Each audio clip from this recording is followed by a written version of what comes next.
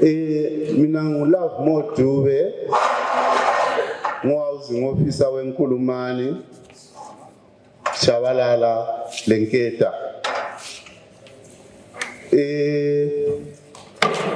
Sorry. Ngizacela ukuqalisa lapho ukuqalisa khona umuntu engakaphiwa indlu ukuthi sibuye lakho size fika ekugcineni. Umuntu engakwanisa 18 years uyavunyelwa ukuthi athathe isithupha sakhe le birth certificate ahambe endaweni okuthiwa yi-Central Housing Registry eTower Block, abhalise ifomu okuthiwa i-family accommodation, abanye bathi yi-housing waiting list. Ifomu leliyana uzahlala lalo ulirenewa iminyaka ungakatholi stand kumbe ungakatholi indlu. Lapho uthola khona indlu baza kunika okuthiwa i-agreement of sale. I-agreement of sale silayo imihlobo echiyeneyo kusiya ngokuthi wena ungaphi. Lapha enkulumani kakhulu silale okuthiwa yi-suspensive agreement. I-suspensive agreement isitsho ukuthi uthenga indlu, imali oyibhadalayo laphana ubhadalela indlu kanye le stand. So nxa ubhadala laphana 25 years zakho zikwana uyabusuthenge umduli konke le stand ka-1. Sisonke kanti usule umduli wakho le stand usungumuntu ovunyelwa uku-apply ama-title deeds. Ngicela ukuthi siye kwabenketa. Inketa anti umuntu uhlathenga istand phambili abe sezakhela. Uqeda ukwakha khona phana uyaphiwa i-certificate of occupation okukunika ilungelo lokuthi lawe usuqualifya uku-applyela ama-title deeds. Kuzokuthi sikhulume nge-25 years laphana, abanye ziyathi ziyaphutsha umnikazi engasekho. Laba abaseleyo kaningi kuyabe kungumkakhe walo okhona. Kwabe sokumele ayenze okuthiwa i-estate winding off. Sokumele uqale uye ko-master uyetshintshisa, uphiwa amaphepha awukuthi uzetshintshe e-ofisini indlu ibize umuntu okhona ophilayo until wani umnikazi swasithiya. Siyenzela lapho ukuthi awungeke u-apply ama-title deeds ngebizo lalwana ongasekho. Lawe nxa ufuna uku-apply sunga-apply nxa sokunjani indlu isiregistrwe ngebizo lakho. Le bantwaneni kuyafanana, kungabhubha abazali bonke sokubuya abantwana labo kumele bahambe ko-Master of the High Court. Abantwana abahamba ko-Master of the High Court ngabantwana abakamufi ocineleyo. Anti kuyabe kungubaba lo mama obhubha kuqala kuyatshintshela kumkakhe.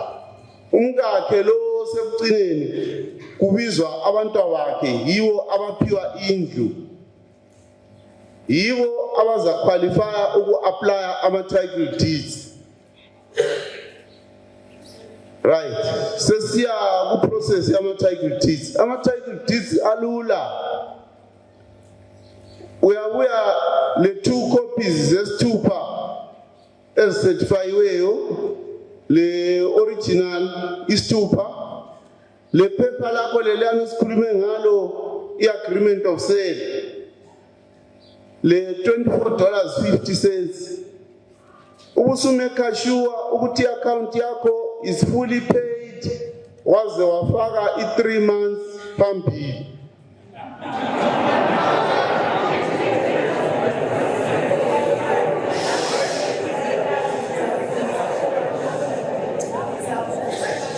Ngicela sibe sonke anti wena uthe ufuna ama-title deeds awukwazi ukuthi ama-title deeds applyelwa njani. Mina ngifuna ukutshela ngesikhathi i3 months lezo amaphepha azabhoda i-council yonke ama-departments wonke kuzaba lama-comments ahanjiswa ku-chamber secretary iloye elikhulu le-council. Chamber secretary uzacubungula amaphepha abone ama-comments avela kuma-departments engaba satisfied ukuthi hayi lempela uyaqualify ukuphiwa ama-title deeds useku-appointela ilawyer kuthiwa ngama-conversors. Laba yibo abaza kufonela kumbe bakubhalela incwadi bakubize ukuthi buya uzebhadala imali engaka. Imali leyo kuthiwa i-registration fee eyokuya ngapha e-deeds office sebesiya kuregister e-deeds. Thereafter sokuphuma i-document ebhalwe title deed. Usuzabizwa-ke uzoyiqhutshelwa. Nxa usunjalo usungumuntu otshengisela ukuthi ulendlu konke lo mhlabathi ngowakho.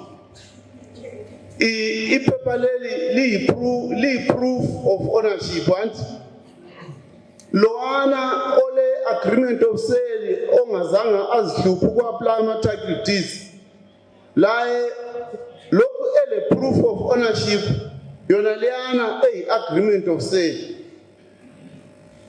Umehluko sokuyikuthi lowana uyabe esithi indlu ngeyami kodwa ihlezi emhlabathini we-council. Lo olama-title deeds uyabe esithi indlu ngeyami ezithaya isifuba konke lo mhlabathi.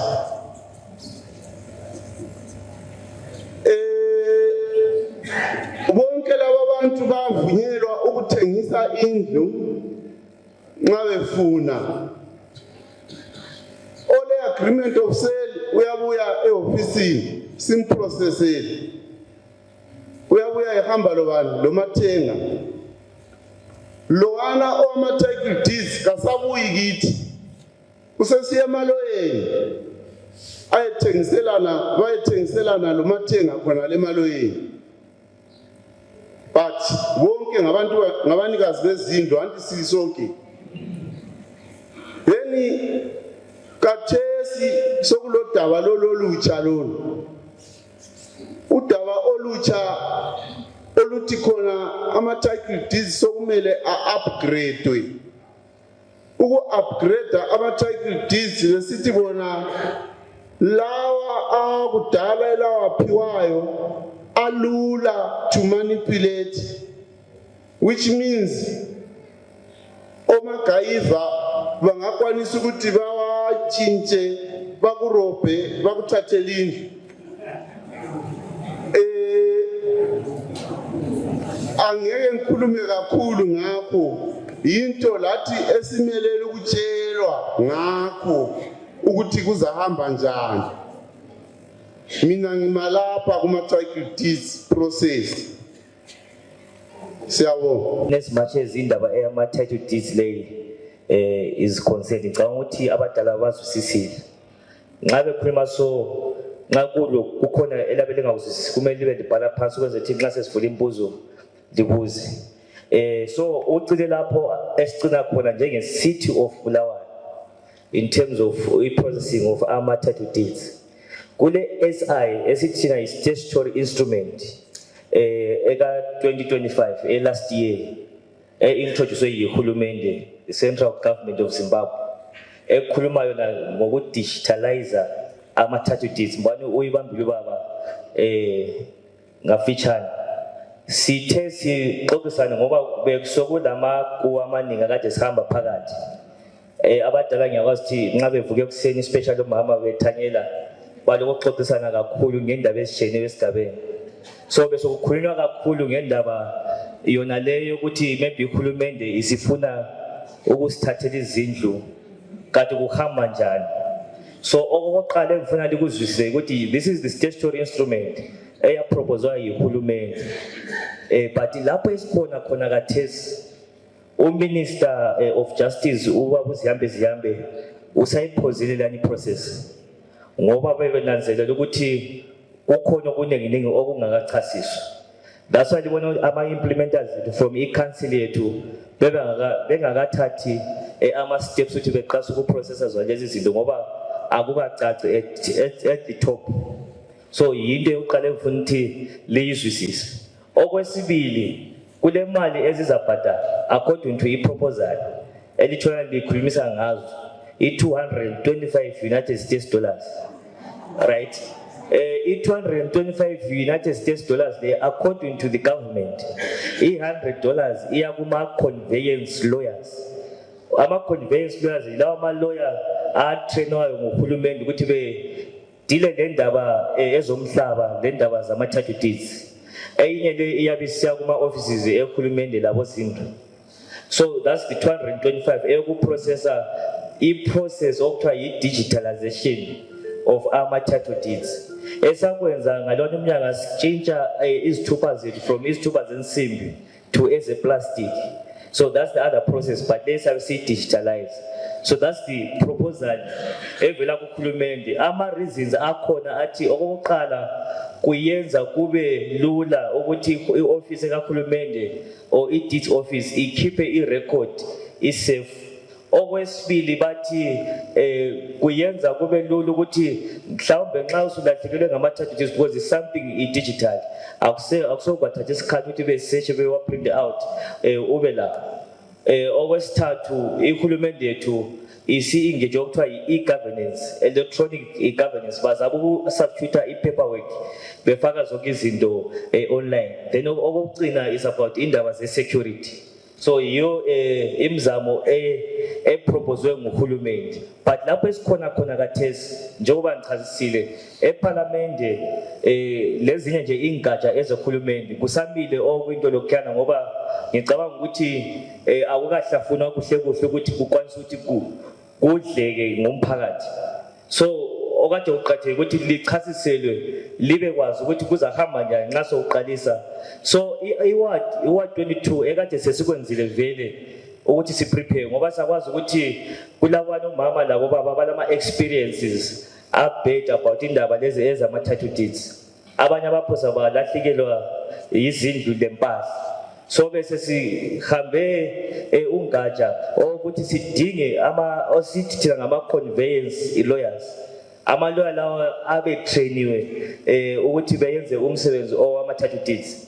So already bese establishe ubudlelwane labo ukuthi bebuye bezoncedisa umphakathi in an event ukuthi nxa bekhona abafuna because i-process le futhi correct if I'm wrong ayifoswa muntu akula okuthiwa maybe kuyakhemaniswana akufoswa muntu ngokuzwa kwami la ngokufunda kwami yi-process ebuya ukuthi izotshintsha indlela kade besebenza ngayo in as much as ama-title deeds is concerned.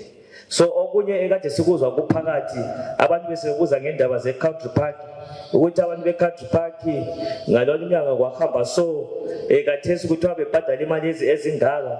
I-country park i-case yabo itshiyene lobulawayo jikelele at large. I-country park le ndaba yayo eGarikani Hlalani Kuhle is a different scheme than eyethu kuwa 22 or kubulawayo jikelele. Lezana indaba azifanani lalolu daba esulikhuluma inamuhla. So lingathatha okwenzakala ngale licathi yikho okuzenzakala lapha hayi akusikho. Okuzenzakala lapho khona kwese sikuchasisile. So nxa bekhona abokuqala bathi bona izindlu balazo but izindlu azikho emabizweni abo ubaba usechasisile ukuthi litshintsha njani. laba bathi izindlu zasebizweni kaba baswabhubha owelika mama swabhubha sesingabantwana ubaba uchasisile futhi ukuthi iprocess yakhona iyenziwa njani. Then laba nxa usule title deed lakho from i-council usufuna ukuthi li-digitalize according to i-statutory instrument esikhuma le yekhulumende $225 sizamelela i-announcement eyabe officially from the ministry sesilitshela ukuthi sesingaqalisa ukusebenza. Nxa sesiqalisa ukusebenza already bese sidinga ama-lawyer azalincedisa ukuthi beligade step by step as uward 22. So sithe namhla ngeke sabanxusa ngoba yinto entsha kini omele ukuthi liqase lizwisise libuze yonke imbuzo.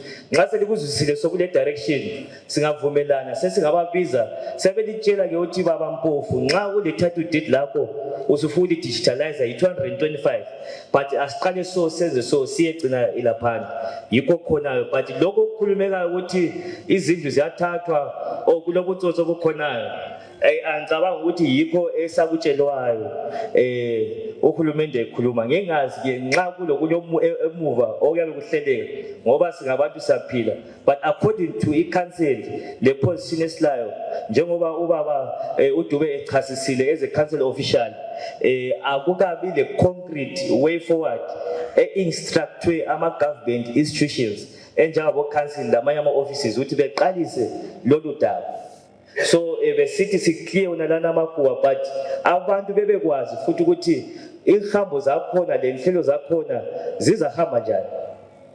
Okufunekayo ukuthi siye phambili le mali ezifunekayo lokuthi zizasebenzana kuzahamba njani. Ngiyakwazi ukuthi imbuzo iminingi specifically endabeni zemali yizo indaba ezabe sihlupha kakhulu. Those are genuine questions but besifuthi sichasise ama-processes amabili lawa lingawahlangisi mabili kule council le then kule central government i-statutory instrument eka-2025 ekhuluma ngokuthi sifuthi digitalize kwini ama-title deeds. Mbonani kuyacaca khonapho. So bengithe lapha atshele khona sikusumise siye kucinisa lapho esikhona khona ngembuzo yethu. So ngithemba ukuthi ama-process lawa emabili seliwazwisisile and ngicabanga ukuthi nxa lile mbuzo lizabe liyi-processor but kithi in terms of i-basic information eqakathekileyo ukuthi umama nxa sebelenkethe okomnethi ebekwazi etshela labomakhelwane yiyona leyo. Okunye okutechnically okulesayensi kakhulu kuyabe kuzakhulumeka nxa i-process isiqalisa kulo ofuna ukuthi eyiqalise ngoba ngiyakwazi ukuthi ama-cases ethu atshiyene. Kulabanye abathatha deeds already, kulabanye abafuna ukutshintsha izindlu ukuthi ziye kubaba or ziye ebantwaneni. So ama-cases ethu atshiyene. So besifuthi sichase ngokuthi libekwazi ama-procedures azahamba njani. But the first point office ezakwazi ukuthi ilincedise case by case ungabe ufuna utshintsha i-ownership ungabe ufuna acquire ama-title deeds ungabe ufuna ukuthola olunye ulwazi oludlula lapho. I-first office ezalincedisa isenketha 6 housing office room number 7 i-office eka-council. Siswa kwapho yithi esayixolisa ukuthi hayi hambani enkwimane house office liye kona uDube ohambani e-town block liye kona lo. Siyenzela ukuthi lingathathwa yisavunguzane esiphandle ligcine selihambe endaweni ezingayisiso kusasa libe selikhala ukuthi why lingasitshelanga ukuthi siyenze so. So every process ingabe ngekudigitalize ingabe ngeku-acquire for the first time ingabe ingekutshintsha ibizo iqala ehofisini yakhansa enketha 6 ehousing office kuroom 7 sizalixwayisa ukuthi from lapho simuva sisiyale udaba olunje silibamba so ukwenza ukuthi kusasa nxa kukhona osokwenzakala lathi sakwanisa ukuthi siphendule sibe accountable ngoba sizixwayisile salitshela salincedisa till i-process izinjani iziphele.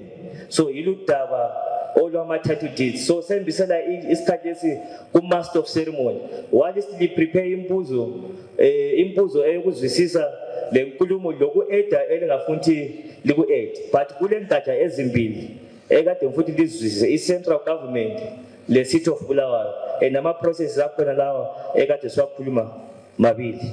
Siyabonga. Ngithanda ukuzehlisa kukhansila ukhansila wenu ngomunye ukhansila kobulawayo othembakeleyo kakhulu osebenzayo siyake limuzwe kuma chambers khona ngale khuluma nti kwezinye indawo amakhansila akhuluma kakhulu kodwa hayi wena uyakhuluma. Bantu bakithi udaba esikhuluma ngalo ludaba olunzima kakhulu. Mina engikhulumayo ngobusani Ncube ngivela kunhlanganiso umazitha sekhulumile ngiyiboard member. Ngihamba lo baba uNkomo Stephen ongu-chairman wakobulawayo weBulawayo Progressive Residents Association. Uhlelo lolu lwama-targets sesibhodile amawadi ambalwa asikabhodi amaningi. Amawadi ambalwa sikhuluma ngohlelo lolu.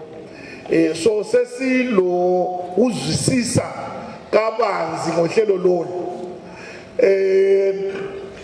Ngizagcizelela lapha umhlonishwa okhulume wamakhona. uDube eyakhe uhlelo atiluchasisile. Thina njengenhlanganiso vela sila problem lo Dube ngohlelo lwakho lichase ngalo. Luqondile.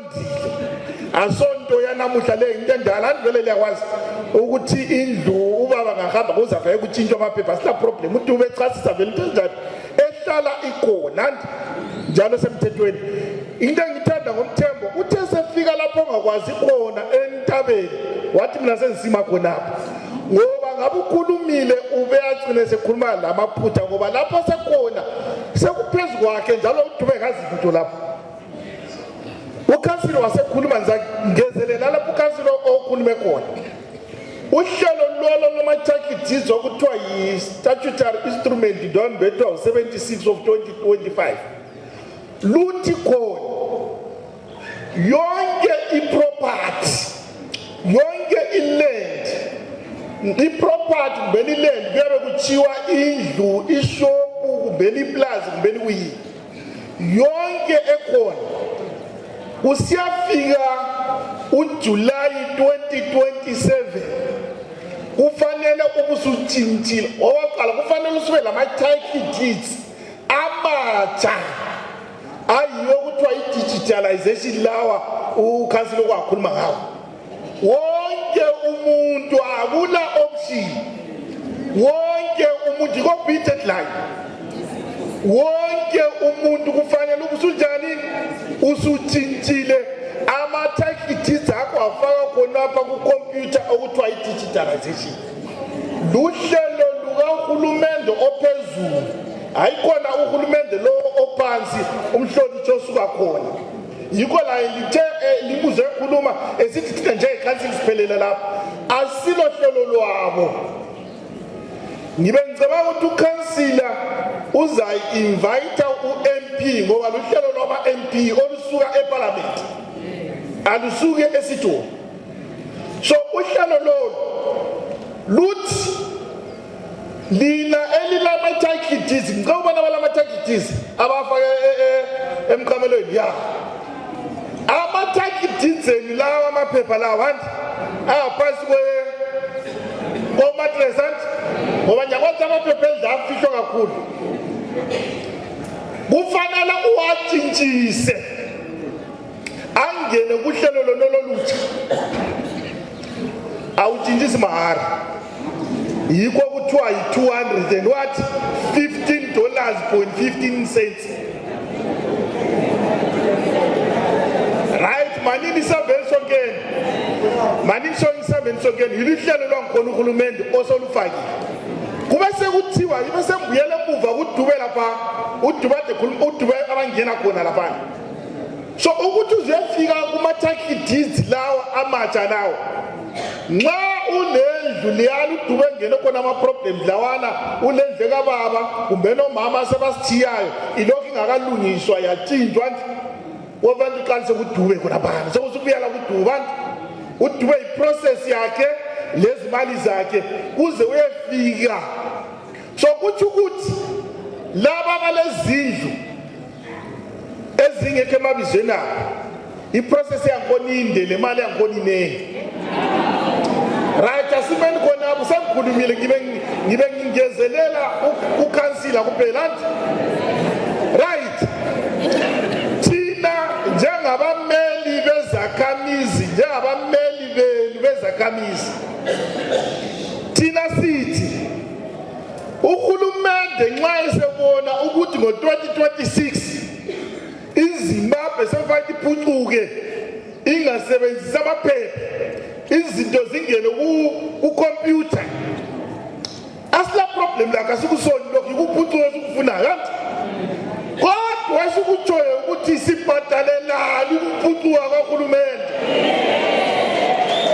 sibhadalelani thina wena uvele unama-title deeds even ungena nxa usufuna ukuthi bafake sibhadalelani yumbuzo esilawo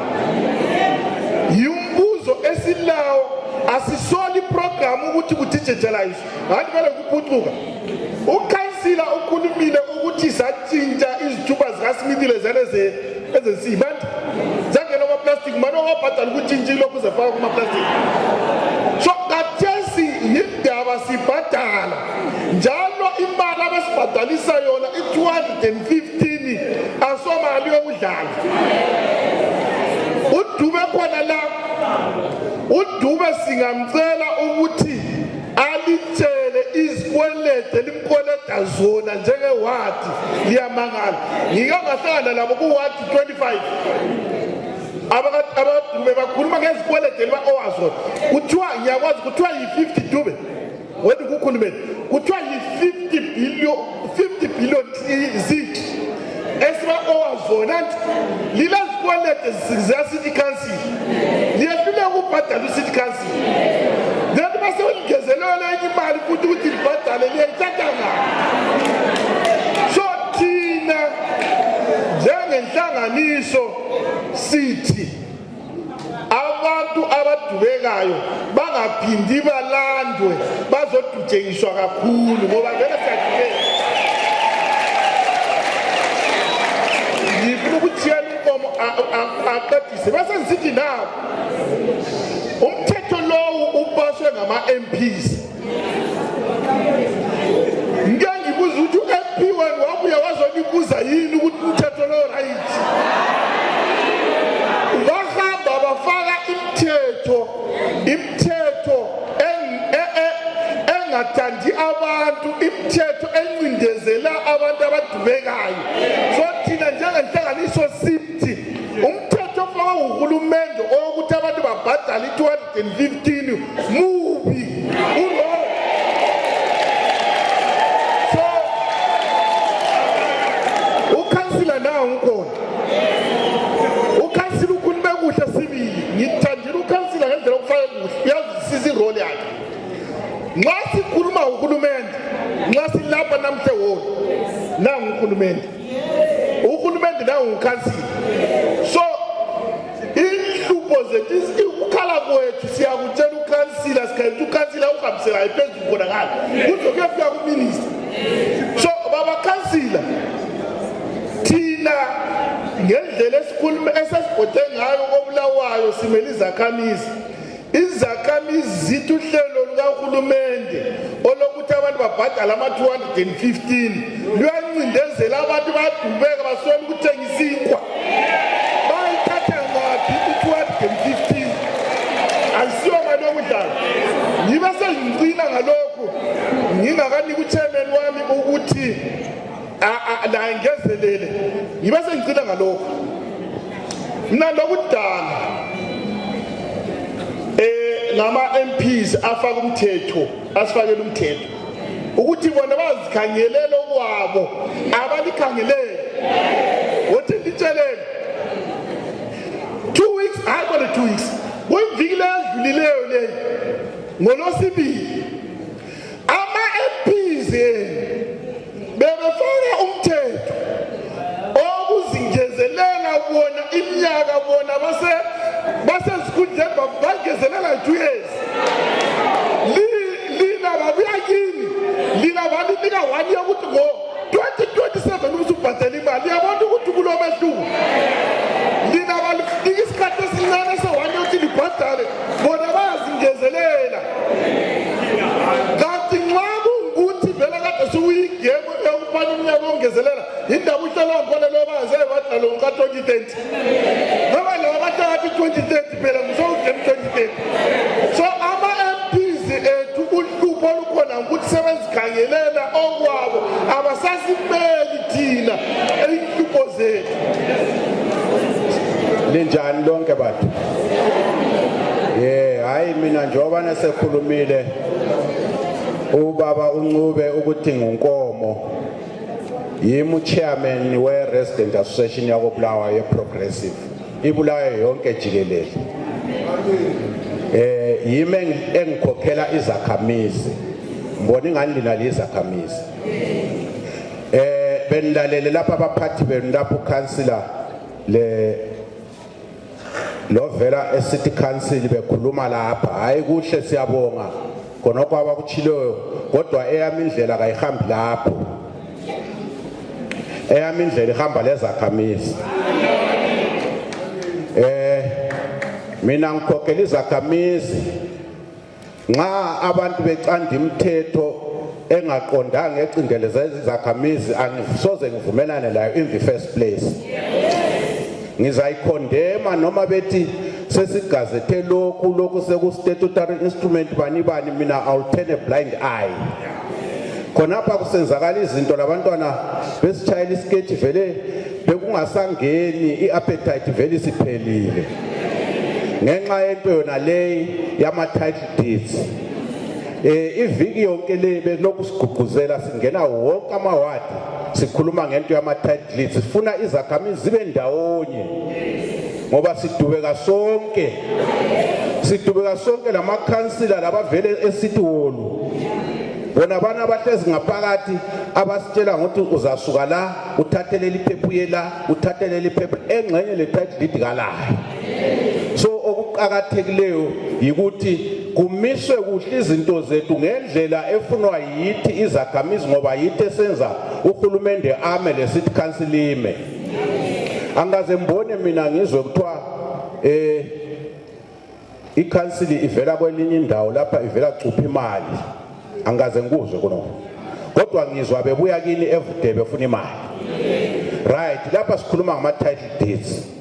Ama title deeds abadala liyakwazi lonke. Labanye abatsha abazuza izindlu liyakwazi ukuthi izincwadi zezindlu lilazo. Vele lilazo lina.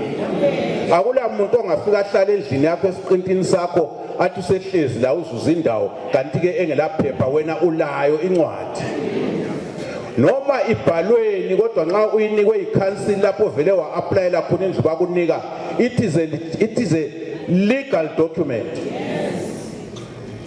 So nxa i-council kumbe nguhulumende efuna ukuyitshintsha ayibize ngelinye ibizo sekumele akubhadalise imali. Angithi nguye ofuna ukuyitshintsha. Kufanele ayitshintshe. Liyakhumbula kudala badala abanye abayintanga yami labaphambili labanye ngemuva kwakulezithupha okwakuthiwa ngama juvenile certificates okwakuthiwa inspection. Sasizinikwa ungakanikwe sobudala. Nxa esitshintshwa usunikwe sobudala wawungatshelwa ukuthi bhadala. Wawuhamba nje komsitheli uyethatha isithupha sakho lawe sukhulile. Suthabela ukuthi hayi la msenzohola imali yabadala. Yikho kwakukhona. Asizange size sibhadale.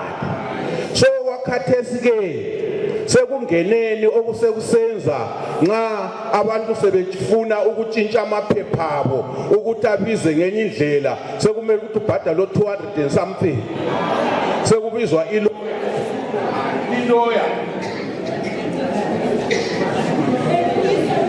Right. Now, phansi kodwa ngicela lilalele. Amaloya abantu babethu laba abafunde khathesi abalama degree bayikhwalise nzima igovernment iyakwazi khona. Alikwazi every year banikwa isicoco bepase benikwa ama degree e-university. Ama-university wonke elizwe baphethe ama degree kodwa akula misebenzi, no opportunities. Bayabahlokoza ukuthi kanti lisipha ama-degree everyday umsebenzi ungaphi. I-government ithi manisa phembele umsebenzi. ngaye bethemba umsebenzi baphemba kithi esikhwameni sethu sebevula isystem yokugazeta i-statutory instrument esokuthi umuntu wonke by this day abese nalokhu uhambe edoteni by force. That is a force. Angizwisisi ukuthi kuthiwe kulula kakhulu kakuhluphi into etitle deed iyahlupha njalo kungamanga ukuthi ngawe la title deed akulalutho lizakwenzakala. That is a blue line. Ngoba kufakwe i-deadline. I-deadline ngeyani ngawe lalutho lizakwenzakala. Xa indlu yakho ungasoze uyithathe i-deadline ngeyani. Njalo angizwisisi ukuthi kukhona elinye ilanga okuthiwa sizalibiza liyebuthana laphana lenze lokhu. I-statutory instrument lesigazethwe ngoJulayi last year 2025 kwangani kuthule kakulamuntu wasitshela iParliament lama-MPs labo bazithulela ukuthi bathi sisakhuluma nge-statutory instrument esizasikhupha esizakwenza imali kube notshintsho ezindlini zenu bazithulela. Ngitsho la isikhathi esiphilayo kasayisitshela ngileshuwa yokuthi i-government might have made a hit to the city council. There will be changes in the statutory instrument in the deeds in the title deeds. Libone ngani baba fihle baba tshela bafuna ukunyenyeza kuphela behind the scene kodwa sitezi labo efundela ama-MPs lawo efundela ukuthi babuye bazosinika i-report back bathi kulento ezakuhle ezikhwameni zona abafundi. Right now sekuthutshile khathesi isikhathi sifitshane 2027 something will happen ngangawo ungazange wenze ulungise i-title deed yakho. Ungaqali ukuzwa bethi akulalutho bayaphozisa. Something will happen. Sekukhangelelwe amanye ama-properties ukuthi ahambe.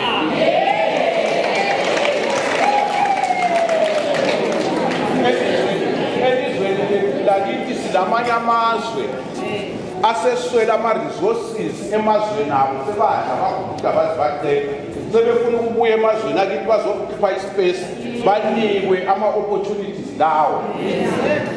Yikho-ke zakhamizi bazali ngiyalithembisa ukuthi already semfakile appointment lo director we-title deeds vele sesengiyifakile otherwise ngizaba laye kuyona le viki besingambonelwa ukuthi hayi sakhuluma le Harare kanti kulo director ongakhuluma le Harare imthetho esevele wafaka le statutory instrument.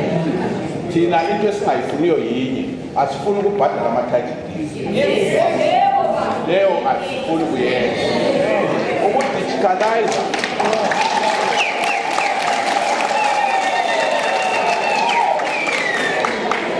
digitalization is 100% because digitalize ukuze sibonakale njalo sibe safe. Lokho siyakufuna but ukuthi sikhuphe imali sisigitalize singeke sakwenza ngoba ziningi ezinye izinto ezenziwa kungela digitalization. Kabakwenze ba-digitalize we welcome them.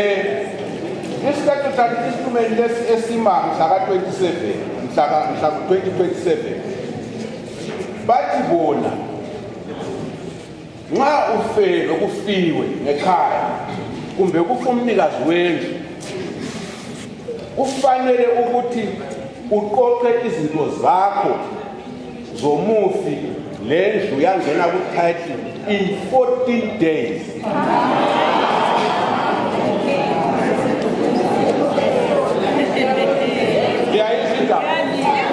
Anti liyakuzwa khonokhu kokwenziwa laba abantu abasikhokhela ngabantu abamnyama njengathi laba ngabantu njengathi silemvelo yinye labo nxa kufiwe kukhona abakwenzayo okwemgeni kulungiswayo kungakaqali ukuthi kukhangelwa amaphepha kodwa that's impossible. Yikho-ke zakhamizi ngicela ngoba ngingezwa senisithi mina laba nxa udirector we-title deeds engazange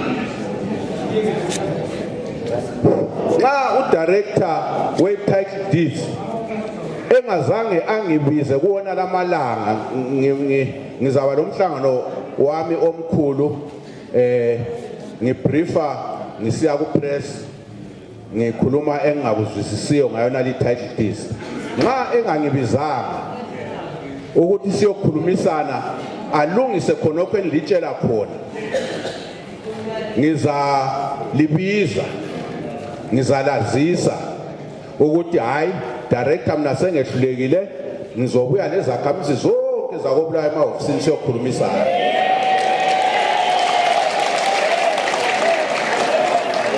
siyabe sifuna ukuthi siyekhulumisana sonke amawadi wonke akobulawayo umuntu wonke olendlu sihambene emahofisini siyozwisisana kuhle kuphela ukukhulumisana so ke ngiyabonga zakhamizi ngimakhonapho yiyo injongo yami yona leyo njengomphathi wenu ngithemba ukuthi libambelelo ibuhlungu kakhulu ngisebenze 20 years e-Ascot kangizange ngiphiwe noma even cent emalini yami ebhenki i-220 ndayithatha ngaphi eyokuthenga lawo madayisiri ngihleli funa ungithathela indlu ngoplane indlu ngeyami ayiseyendoda ngeyami mina nababezwa abantu abami why lifuna ungithathela indlu ngoplane ngiyayithatha bi-220 linika izigi into engathengiyo ngiyayithatha phi imali yakhona why lidlala ngathi lingabodlala ngathi I'm very sorry amfuni ngiyazwisa ubuhlungu lifuna ngenze njani ngiyabantwana abaphansi abangu-6 uyezwa 6 abantwana abaphansi wesisendlona buka igugrawunde libone ngani ngiyathaba mina ngithelesile so very sorry amfuni angilayo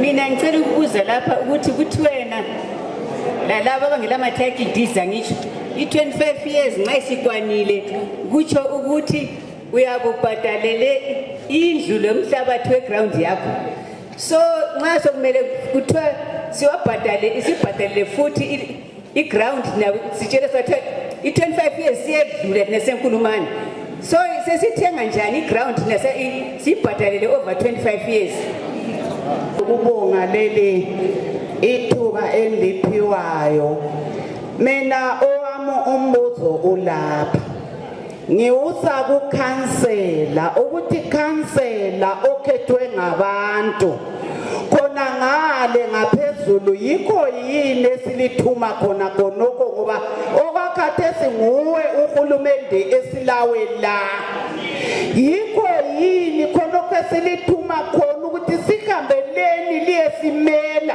yikho kusimela yini khonoko elikwenzayo lapha nginanzelela ukuthi kukhulunyiswana ngendaba ezifuna izimali zonezo vele kasikaze sizibone emehlweni ethu eziqanjwayo ama-200 bani lawo ngikhuluma mina yenalo angifelwanga ubaba ngilaye kodwa kasilayo leyo mali izintandane esilazo ezindlini ke zenze njani abantwana abangalabazali bayithatha ngaphi imali kanye labafeli bakazo okufuneka imali engaka kibo sicela nisimele tshela ama-MP ukuthi sitsho njalo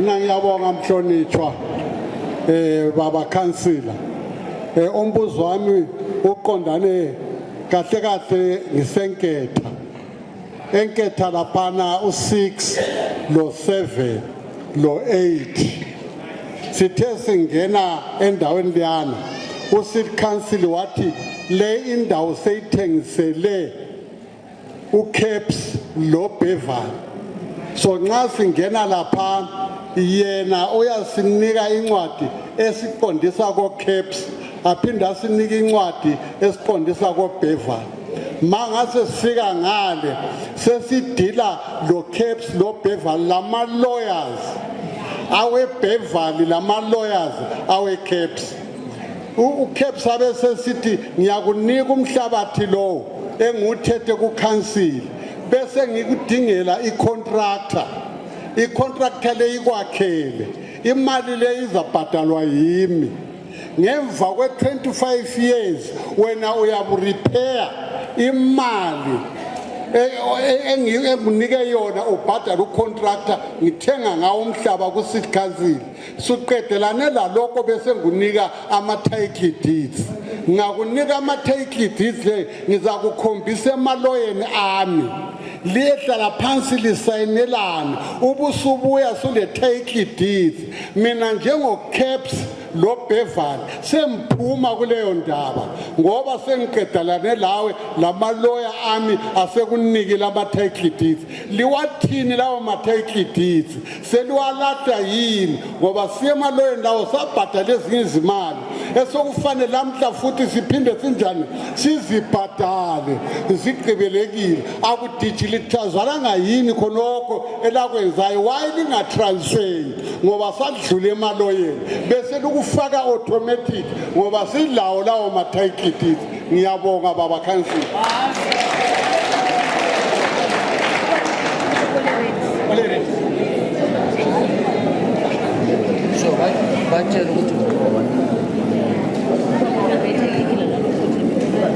ngiyabonga ithuba endiphiwayo ngithemba ngizwisise kahle la ukuthi ubaba uZiyambi uyiphozile le ndaba leyi kodwa ethi eyiphozile enjalo ngapha kubuya ama deadline avela ngapi yona iphoziwe sicela lisichasele khonapho ukuthi why kule deadline kodwa ke isystem leyi akufanelanga thesi ukuthi abantu bephuma lapha bahle bayeqalisa leyo process iphoziwe kodwa nansi yabi deadline phela ngeyani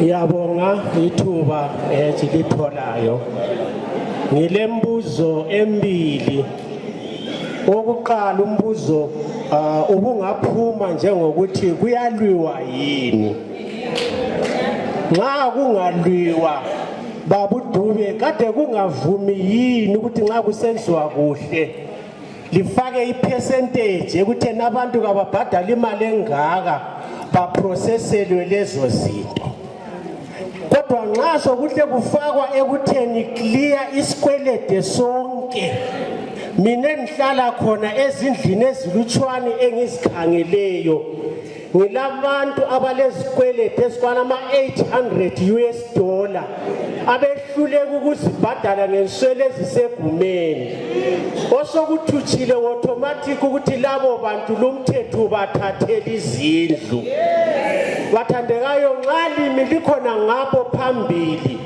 kasilithembe lithembeke umhlonitshwa uCouncil isikhalazo zethu zonke zifinyelela kuye kodwa nxa esethula endimeni akwenze kube buthakathaka into enzima kangaka ezasithathela imizi ngikhuluma ngiseluhlubulweni wenketha esiphile nzima ngesikhathi sisakha abanye bathathela izindlu kabafikanga lapho esikhona kathesi sesizothathela izindlu ngelast minute awu bathandekayo isicelo ngesokuthi bambanini amagama wokukhala kwabantu lingethesi imthwalo phezu kwemthwalo enzima kangaka 50 kg imvele ngisindwa bese lifaka 100 kg on top awu ngiyacela mina ngubhebhe isibongo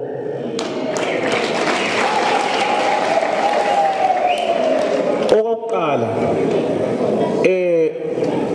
lokho kuyakhathaza lokho badala asifuni ukutshelana amanga kule abantwana emalokitshini khona asebafelwa abazali bonke abazali bachiya befundisile but I understand kwenye platform engezwe ikhulunywa lindaba le kwakhulunywa ukuthi nxa abazali sebabhubha bonke kumele iqala itshintshwe first to ibizo lika mama kube sokubhadalwa enye imali futhi and leyo mali iningi and abantwana bakhona iningi labo ngama-youth they don't have jobs so bazayithatha ngaphi bestruggler to get food to eat bengela means of earning a living.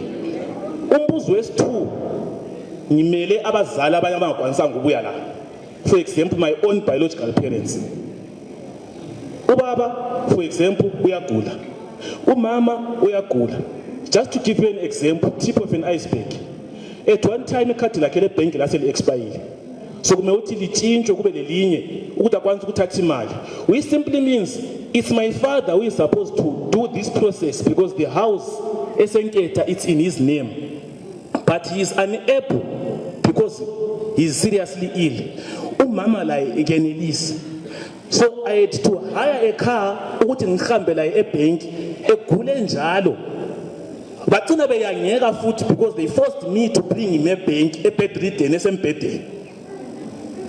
Number 3, i-process le ukuthi kuyatshintshwa ama-title deeds. How transparent is it? How objective? What is the real reason? Because nxa kuyathiwa ama-title deeds asendlini esebizweni likababa wami eliyilibizwe elibuya lisencwadini yekhansili uthi kuthiwa iyasubmithwa. Isubmithelwani nxa kuthiwa iba digitalized iyaskanwa phela. For example, i-system eyenzwa i-Judicial Service Commission ukwenza electronic case management system ukuthi every information kuyaskanwa kube le soft copy, but ama-hard copy iyabigciniwe lapho egcinwa khona. Nxa kwi-title deed leyi original, u-principal house owner kumele avunyelwe azigcinele, because nxa abantu abanenqiniso ama-youth ayakwazi, labadala bayakwazi, abantu abalamali, which simply means because of i-corruption ebhahileyo kangaka, some parents and some youths abalabazali bonke asebabhubhayo, they will get surprises after some years. Abanye khona, mark my words, bazo receive a eviction order. Somehow, somewhere, title deed would have been issued in someone's name because of corruption. If we eviction order, so much is bound to sugela indlu isisebizweni lomunye umuntu. How will you argue against that? Khona kuyabe soku-issue something. Bakhona bayabantu abazakudla ngayo le into le.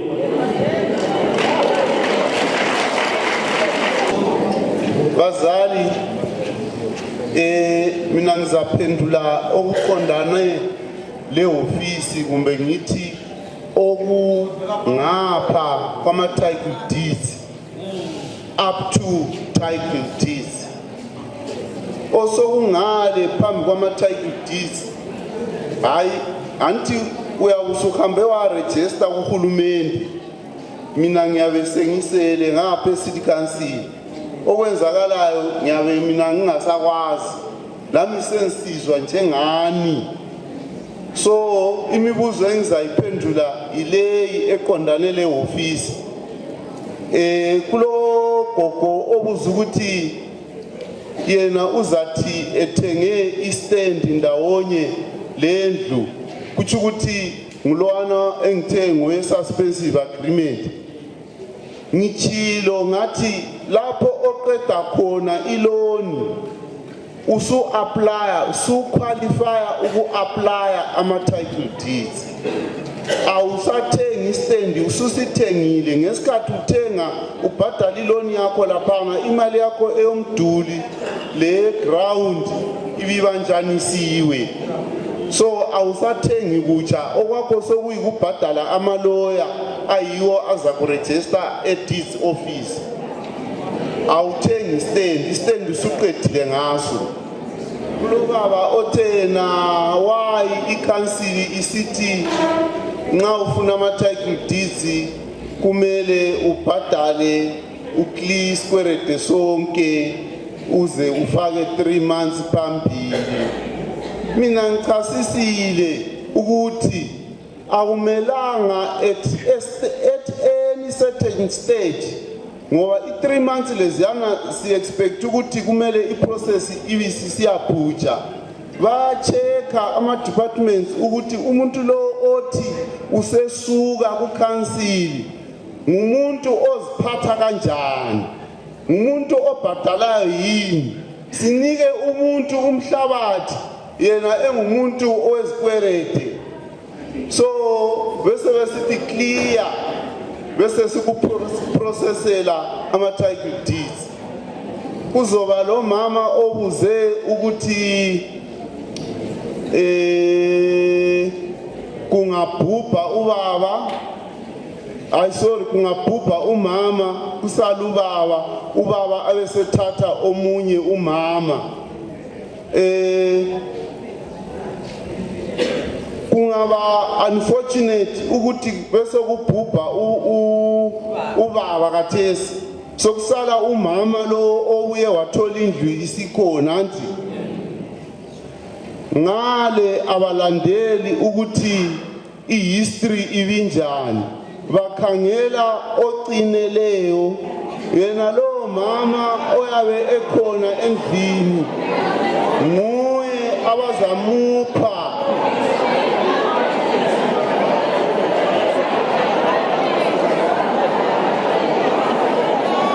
asenzeni phela lizwe.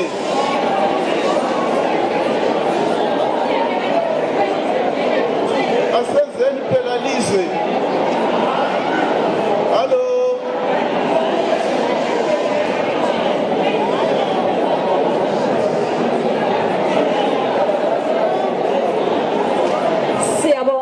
Siyabonga sihlobo zami. Masingenza so asisoze sikwanise ukuphendulwa imibuzo yonke kanje. Sizacela indlebe zenu ngapha babaphendula qedwe. Siyabonga. Nxa sisezindlini la asikunanzeleleni ukuthi ungaba ngithi kumbe ube unfortunate wachiya ngomunye wakho lo elicandule lonke umuzi. Nxa usudinga omunye wesibili ungamfaki khonapha endlini. Shiya abantwana lihambe liyoqalisa ngalo.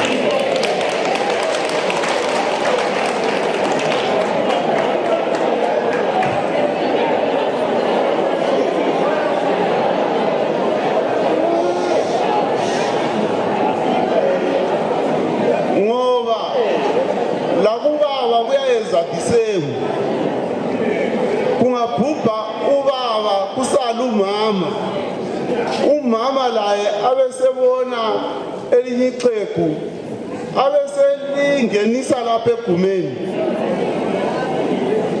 bese kuhamba yena lelana yilo eselinjani eselithatha futhi.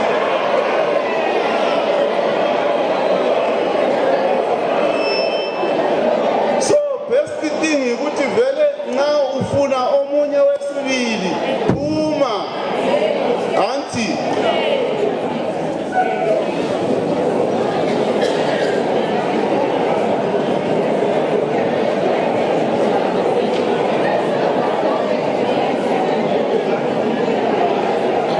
kulomunye obuza ukuthi khona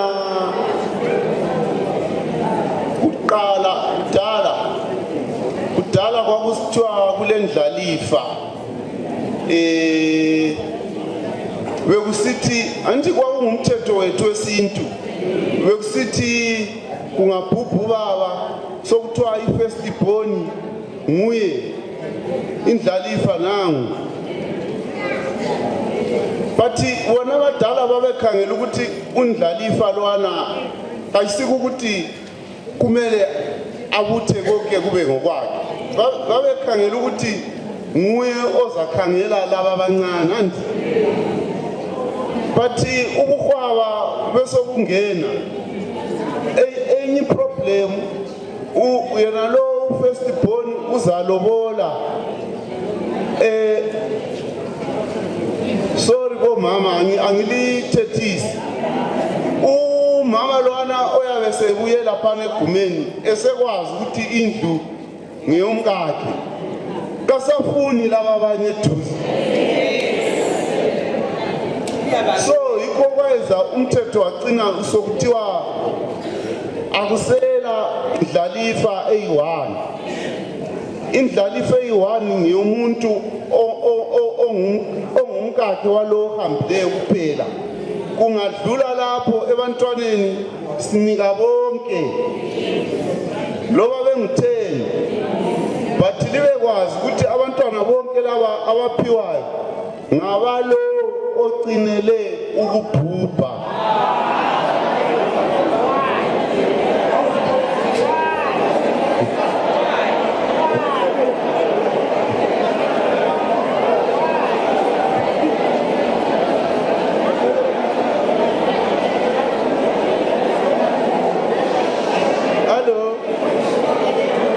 Hello.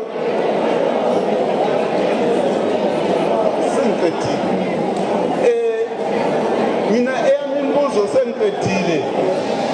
sengiqedile badala. Anti yakwazi imithetho vele ivela khona le phezulu. So ngakuthi lapho liyakusola futhi liza khambisa khona le kuyefika phezulu. Siyabonga. Udubu uncedile ngibe ngifuna ukubuza ukuthi bomama likhofe kodwa la ndiyabaletha amaxhefu but hlohlo kakhuluma. Ulali aletha amaxhefu ezindlini zabantu anti. Right. Akulambuzo eminingi. Kodwa esikuzwileyo ukuthi thina esikukhulumileyo la njengoba ukhokheli wezakhamizi silobaba uNkomo ukhalani liyavumelana nakho. Ukuthi lithi alila mali lezo zama 250 lanti. Nxa uhulumende lo hlelo olalo kalufake mahara. Ngibona ngani njengoba ukhansile khona usuzakhuluma sizahambisa ukhansile uzwile ulalela. Thina njengenhlanganiso singabhoda ukukhulumile ukuthi kulo mhlangano ofakileyo lo director. But sizahambisa inkulumo zenu ukhala kwenu sizakubhala kuze kuyafika kuminister sirecord ukuthi izakhamizi zakobulawayo ziyakhonona zisola lokhu kanti ithemba lethu lanti sithemba ukuthi uhulumende just for once kawani sithemba ukuthi uzalalela akalaleli wini isikhalazo zenu kodwa ngiyayekela ukulalela akulalutho thina salwenza sisaphenduka kini futhi sizolitshela ukuthi uhulumende unjani uyalini ukulalela kodwa ngithandela umbuzo laphana oka MP ukuthi ukhansila lakho ungaba mqondo omuhle ukuthi akebize futhi uMP lizombuza lizomtshela ukuthi ikhansila siyakwazi ukuthi ku-MP man siyakwazi ukuthi kunengele ukwenza eParliament lisifakele imithetho esingawukhulumanga lisinika lamazwi ukuthi sithe kodwa hayi ngabe ligcine ukuzingezelela iminyaka kulokuthi liphinde libuye lizothatha imali futhi kithi hayi kumele imali abayithathayo yokuthi bazikholisa 2 years lezathi bayazibhajetana asikwazi so kodwa izikhalazo zenu zizwakele I think njengenhlanganiso sizazama yonke indlela ukhansila ngizwile abanye sibhomba sibili kodwa ukhansila njengoba ngitshilo laba bazi lutho mhlawumbe labantu bafanana nathi labo bazwe ayisikho owakhansila bayandisa ukuthi nxa ngokwabo siyakhuluma labo siyala mina umna wami lo kodwa nxa sesisenza lokhu akulamna wami siyabatshela atle wazi ukuthi bake bazama ukubuya lo hlelo lo leyani ukuthi sebefuna ukutshontsha amanzi bazenzela ikhampani yabantu salwa labo nguye lo aqalisayo umuntu ukhansila ukuzwisisa ukuthi hayi izakhamizi ziyathi ngathi ubami kodwa lolu ngibonana uhlelo luphezu kwamandlalo abo thina njengenhlaniso kodwa sizahambisa sisefika khona la kuminister ngiyabonga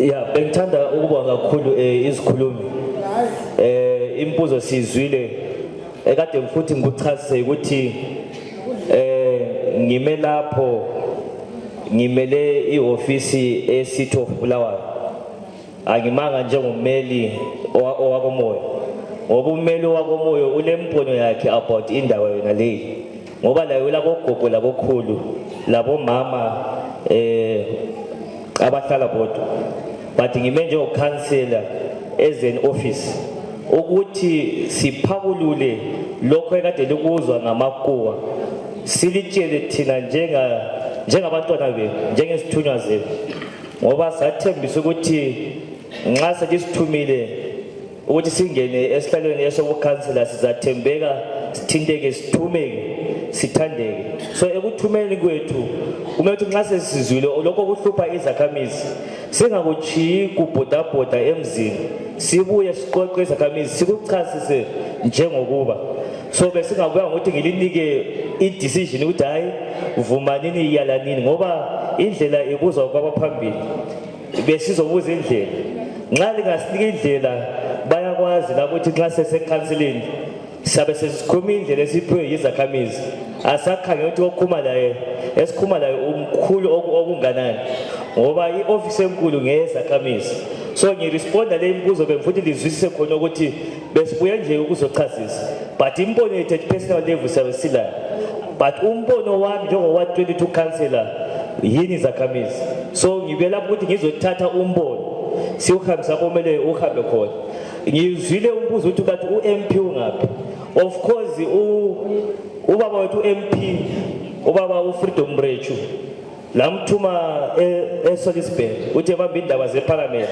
umhlangano wanamuhla kakwanisanga ukuthi ebe khona ngoba kukhona okukhulu kade kumele eye ku-addressa ngicela ukuthi by now useqede because bemtshathi siqeda ngo-4 ngabe bengikwazi ukuthi besangela phambili ubezadlula lapha but la ubefisa ukuthi ebe khona but umhlangano namhlanje ubungezakhamizi that's why ithe kumele sichase ngikhaya ukuthi ngikhaya sichaselane sizwisisane ukwenza ukuthi nxa sesiphuma kungabe sesakuma-lawyer kuma-ministries kuma-association thina njengowa-22 sesilolwazi sesilombono sesilesinqumo esizasithatha so that's the reason why sikhonapho and yena kakho as a person but unengxenye zakhe lama-committee zakhe labantu abambhalela ama-notes lathi sisebenza laye hand to hand because u-MP ukhansela ngama-offices nje but kulobudlelwane ngoba siseva unkulumane is made up of ward 22 and ward 23 so whatever the process esenza lapho sizayifeeda back to his office kusiyaphambili that's why silawo so lingakhathazeki ayisontandane kuhamba kuhle bemfuthi ngiphendule eminye imibuzo esibuziweyo but ngizasummarize ngoba akusela sikhathi emvuka ukuchasa abadala bami ukuthi elakulola empini ngibuhlungu ngoba abantu abalapha abaningi ngogogo labokhulu abakhulumela indaba lezindlu abakwazi ukuthi iminyaka ukuthi izindlu zalezi basidale isimfitshane but bakhulumela abantwana nabazukulu abangekho la we are part of that generation but mfuthi ngikhuluma ukuthi ngilokuzwisisa ukuthi elakuhambela empini badala bami ngokuthi umhlaba uonwe ngomthwakazi ngumntwana wakhona eZimbabwe that was the first thing but kukhona elast term sakhona ngo-1980 lifoma uhulumende omutsha lathi lina ngo-1980 wonke umuntu jikelele ngesikhiwa lathi lina the people shall govern kusisho ukuthi abantu yibo abazafoma uhulumende kusisho ukuthi uhulumende uzayenza lokho nalokho okukhulunywa ngabantu not okukhulunywa ngu-MP not okukhulunywa ngukhansela not uminister not upresident okukhulunywa ngumphakathi ngabantu in general yisisithembiso sokuqala elasithembisa sona ukuthi sesithatha umhlaba back from the white people ukwenza ukuthi abantu bensundu bezikhokhele bethathe ilizwe beye phambili la promise ukuthi umhlaba uzaba khona kuwo kumuntu at an affordable and at a meaningful price yizo lezi zithembiso futhi sisimente imbuzo ethi sisaphambili ngoba esesikwenza lapho mhlonishwa wami yi reverse process isithembiso sika 1980 ngabe kwakusa right kwakumele ukuthi isinqumo singathathwa kubuye la ehholi sigcwalisa abantu sesifuna ukutshintsha umthetho sesifufaka lo mthetho inketha inkulumane imganwini konke ubulawa jikelele ekhuluma ukuthi umthetho lo siyafuna owasifuni member of parliament sesiya eparlament la ku minister besiya represent what the people have said but kade sesithatha imithetho esiyenziwe already sizama ukuthi siyicorrect owele back of which that is not what is supposed to happen but akuso problem eka what 22 eyakubulawayo it's a national problem engicabanga ukuthi liyakwazi ukuthi lavela ngaphi kuzalungisa njani so njengokume kwabo ngoba kumele kucace ebadaleni likuzwisisa asikuthandi thina ukuthi every time sibe siresponda to ama decisions asenziwe already singabuzwanga ngamanga ukuthi ukansili wayetshela ukuthi into le iyabuya sokukhuluma phambi kwenu lathi sakutshelwa ku meeting ukuthi sokulento enje so besiku same page njengoba bekhulumile but siku same page kunjalo sokumlando wethu ukuthi sizame njengomphakathi ukuthi sibonisane singenza njani ngodaba lolu lina selisinike isinqumo ukuthi sikhambe njani of which sabe akula ndlela esingayenza ukuthi sithi thina esihambe sahlala ema-chambers labo Coltati sabopha isinqumo esi-against the people that's why libone entweni izinto eziningileyo kungaba indaba yokuprivatize amanzi kungaba yindaba yani we always call ama-feedback meeting sisiza ukuthi umphakathi uthini yiyo indlela esicabanga siza muva ngayo sisaphambili so indaba zemali ezikhulunyiweyo ukuthi abadala aba-afford it's very true ngitshona ngikhuluma ekhansini ukuthi phela libe kwazi ukuthi abantu asebebhadala ama-rent akusangabogogo labokhulu laba elibabonayo elithi yibona yizakhamisi so ngabontanga abagijima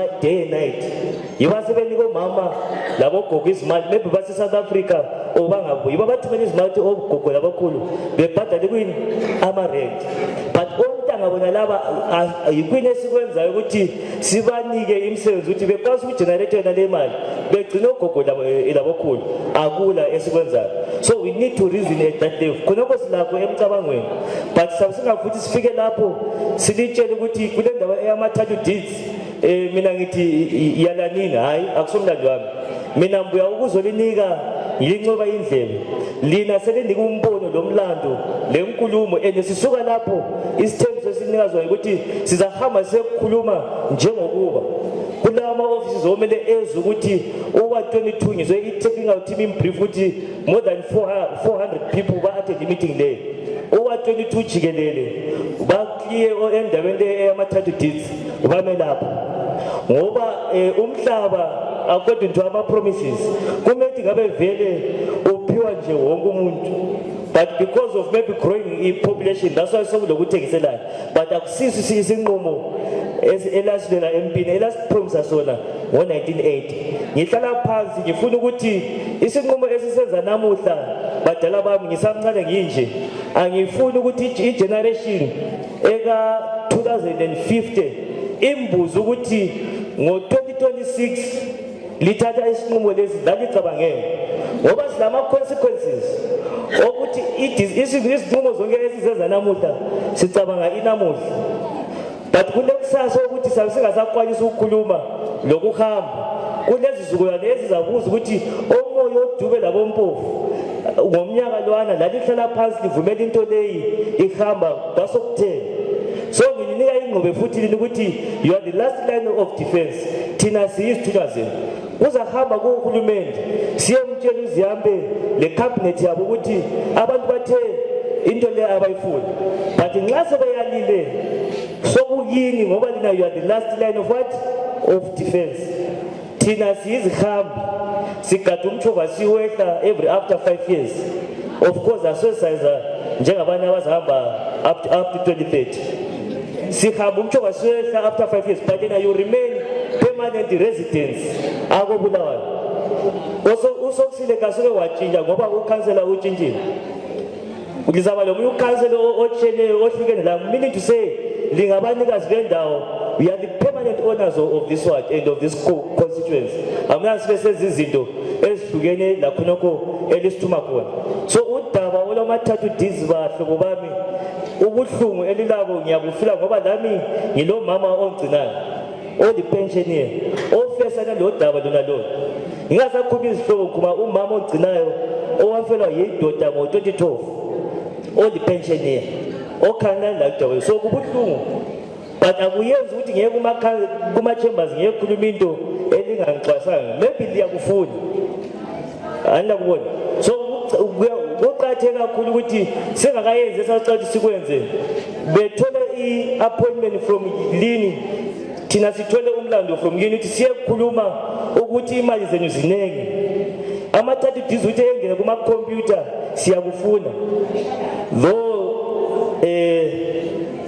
ubhuti ukhulumile apha ucacile ukuthi i-digitalization kule ndlela eziningi ezokuthi sikwenze kungela cost but omunye umbuzo omethi sihambe endlini sizibuza ukuthi kanti i-title deed yakhona i-system yakhona ezayenzakala ithenda lakhona lilungiselwe uba liphiwe ubani kusiba njani yenye imibuzo othi kumele sibe sizibuza yona siseyaphambili but sithe thina namhlanje sibe sizochasisa ukuthi libe kwazi kungabe ngamakuwa kube yi-information e-authentic yeye uministers yami uyimisile into uyipozile ayima bani ngikhumbule ngokuthi uyipozile into le ngoba kulodaba olusahlupha phezulu khane oluyenza ukuthi into yakhona ingahambi kuhle phakathi but bese ngafuthi nxa sokuqalisile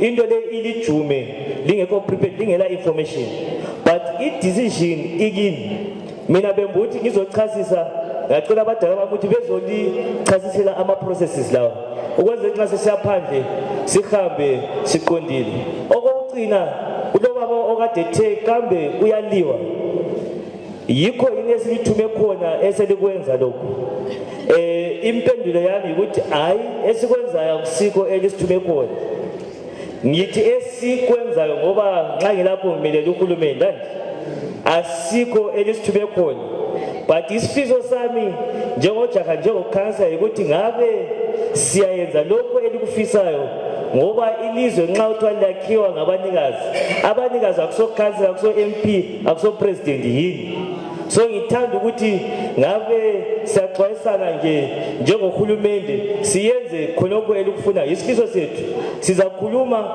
sizaxwayisa sizazama ukufikisa impiko yenu at each and every office bengasiphendula sizalibiza futhi silitshe ukuthi sokuphenduliwe indlela esesithatha yileyo so siyathembisa khokho bekuthe kucaca imbuzo eminingi vele ibi around indaba yemali le ndaba yokuthi elikwenzayo likuthatha lithunywe mbani and mbani ngochazisile ukuthi akusikho esikufisayo but yikho khona sithemba ukuthi umhlangano esizawubiza owesibili ngokupha i-feedback ukuthi sesihambile sesikhulumile sesixwayisile abadala bathi sihambe so lina njengabanikazi bendawo selizathatha isinqumo from there but bengikhulumile ukuthi for processes and for guidance i-office yethu ikhona iyavula from Monday to Friday enketha 6 so ekhanyayo entsha ene-new securities khonapho ngoba nxa liyakuthi ebadaleni sizwile kodwa lathi asikwazi manje nxa lingenamandla silithumelana ngoba iliqiniso phela leli abadala bayakhala sitsheleni ukuthi hayi of course bese sidinga amaloya kodwa sisazoyenza so kodwa ngathi hayi my office is open for guidance and inquiries one process esesiyalile litshone exactly angizwisisi afungama amaxhegu khona ikongenze ngakhuluma alright sabo becela sihlale phansi siqedise ngiyakuzwa but umlando wami njengokhansela yikufacilitator ngifacilitator or yikudinga esithi thina ngama-supporting acts kuyinto esabe siyenza kule statutory instrument ekade sikhuluma ngaso esama-title deeds angikwanisi mina ukuthi ngikuxwayise at a legal point of view ukuthi njengamaloya kuzahamba sola so but umsebenzi wami ukuthi ngudingela umuntu ozakwanisa ukuchasela nxa usuthathe isinqumo esokuyenza that process umuntu ole profession or registered osemthethweni nxa usuthethe isinqumo kulowo time mina angifuni ukuthatha le decision umlando wami njengokhansela ukuthi ngiye ema-ofisini ngiyekhuluma ukuthi abantu bambathi into le abayifuni so what I have done njengokhansela ukuthi ngimake sure ukuthi every side of abantu esilabo phakathi lapha bengatholakali sebezulazula phandle begcina sebehambe endaweni ezingayisizo barojwa bathathelwa izindlu or bathathelwa izimali at least bebe le person or bebe le office to stop by in case nxa sedecide ukuthi no ngifuna ukuthatha le i-direction ngikwanisa ukumxwayisa ukuthi nxa lithatha le i-direction kulamagqwetha anje nxa lifuna ukuthatha le i-direction kulamagqwetha that is the role of the office to facilitate ama-answers esingelawo ukuthi ukwaniseke wena njengomphakathi ukuthi ube le-every answer not ukuthi ufike e-ofisini sifike sikutshela ukuthi hayi lathi kuyazizimela kunzima akuyenzi khonokho so what we have done is to prepare ukuthi in an event yokuthi usuchuze ukuhamba north uthole kule mpendulo lo ncedo oludinga on both ends so asicontradict besichasisa nje ukuthi sibuye ukuzobika iprogram ekhonayo sibika njalo sesifake yonke imizamo elingayifuna ukuthi sihambe ngayo the reason why i-resident association la ikhona lapho ukuthi sinceda ukuthatha lo mpiko especially ukuthi abadala bathi imali ziningi or i-processor abayifuni sifikise kuma-offices amaningi atshiyeneyo engikwanisa ukwa-accessa lalawa ma-offices abanjani abakwanisa unjani ukwa-accessa at the end of the day esikufunayo ukuthi sonke isikhalazo esomuntu ofunayo longafuniyo singasweli impendulo sithole impendulo so it's not a contradiction but it's to prepare for each and every question that will be then what asked in the process yabo one second ba siyabonga into ezamusitsho mhlonjo wethu ukuthi le process le project leyi eyama-target leyi siyacela mhlonitsha wethu njengozwile ukuthi o-MP bethu ayisiyo nto kumele beyigijimise into yama-target leyi ayisiko sabakhethela khona sicela ukuthi okwama-target lokhu bekubeke ngaphi eceleni silama-problems esibhekane lawo okumele bewalungise izindlu lezi zizihlalele eceleni ngale o-MP sidinga ukuthi be-create imisebenzi yabantwa bethu ayikhona ukulanda izindlu ezizithuleleyo ezingahluphi umuntu aba-create bevula amakhampani la avaleyo obulawayo la abantu abethu benjani besebenze bejiye lokho kwama-target lokhu asokwabo ngokwami lawe lo khansila yami nxa ngile problemu i-ofisi yami ngiyakwazi ukuthi ngiyangaphi okwabo MP lokhu lama-target la sicela bekukeye lokhu ngicine ngokuthi lokhu abakwenzayo lokhu abasebekwenzile sokufana nokuthi sebevusa impi labantu abazithuleleyo thina into esitshoyo sidinga ukuthi kuphela kube lokuthulela izweni lethu sithole imisebenzi abantu besebenze ngokuthula ngoba leyi yingane encane ele-3 years u-MP abasebekwenzile uthi unina emgezisa laphana sumhawukela umntwana omncane yokuthiwa yi-treason ngiyabonga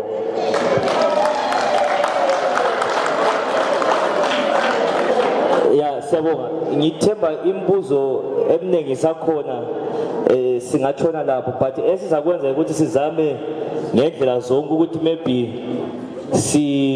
siyenze eminye imihlangano sadiscussa lama-square i-chairpersons ukuthi singakwenza njani either ehall or siwenze at square level ngoba ngicabanga ukuthi imibuzo isamningi ngiyabona ogogo labokhulu abasale mbuzo but I think the bottom line yoba kucacile ukuthi ifocus yenu ayidile lokuvula ama-companies lemsebenzi ichiye izindlu so bengicacile ukuthi ambuyanga lapho ukuzolitshela ukuthi thathani u-A lithi u-B ngibe ukuzolibikela then lina selisitshela manje ukuthi sithe hambani liyedila lokuvula imisebenzi lama-industry eselawatshintsha lawo faka ama-church yiwo umlayezo esizawufikisa asiwuyali siyawuyamukela sizaphenduka lempendulo ukuthi sifike sawafaka amabala njengokuba ukuthi litheli na kuzaba lempi la so sizayifaka njalo kucaci siyabonga.